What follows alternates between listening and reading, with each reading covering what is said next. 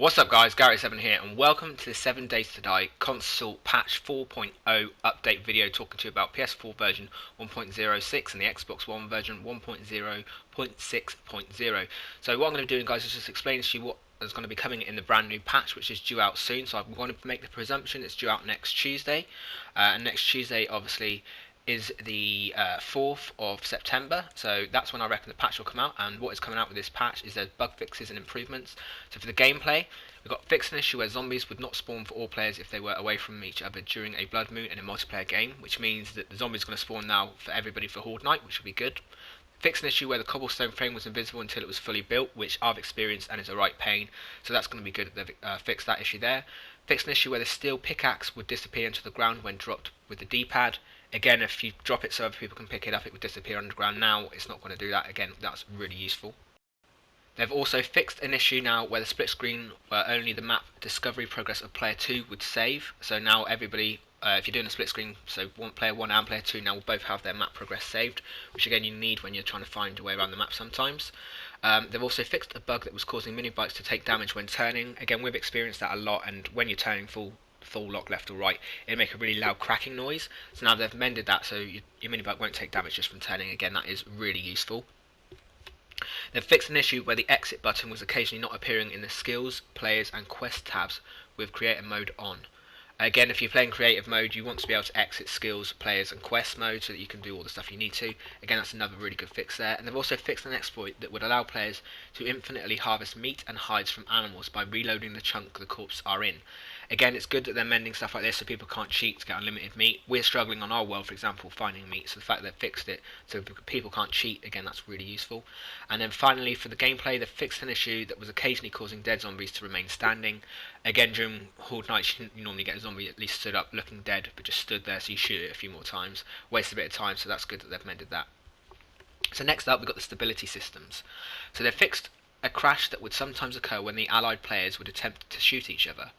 So again, we shoot each other all the time messing about, and we've not really experienced a massive crash with that. But again, that's something that they have fixed, which is good.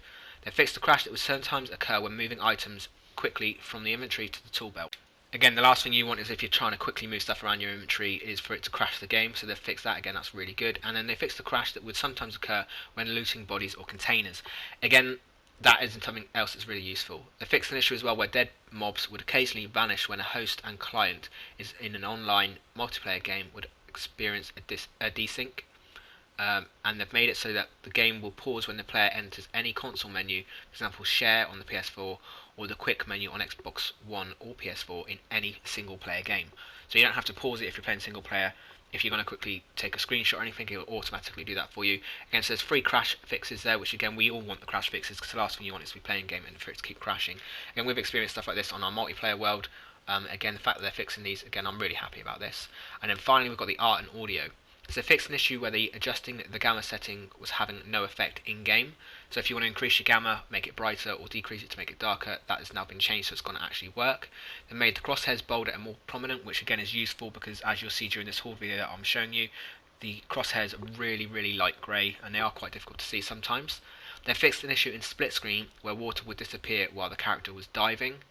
They fixed an issue where water surfaces would occasionally appear underwater. They fixed an issue where the thunder sound effects would play whenever the game pause menu was open or closed during a storm. So that is all of the update, guys. Hopefully there's going to be a few more to come. I will note as well, this here is all from the 7 Days to Die forums, posted by Claire, who is the person or the lady that runs the Twitter and everything like that. She's also added a note which I'll let you know. So it said, obviously I've just read out the patch notes for patch 4, which they're expecting soon. Before anybody asks, they are still in the process of getting information about what console can expect from Alpha 15, as well as some issues not mentioned below. That they know that everybody is eager for, so please hang tight and they'll see what they can do. And it says, please do not post bug reports below. If you want to post bug reports, if you have them, post them in the forums. There's a separate thread for that, guys. So hopefully you found this video interesting, talking about the bugs and improvements. Like I said, I expect that to drop on the 4th, which is next Tuesday. I can't guarantee it, but I reckon on the 4th. So the PS4 will get 1.06 and the Xbox will get 1.0.6.0. So hopefully that will help with everybody's stability and improvements and make the visual effects better.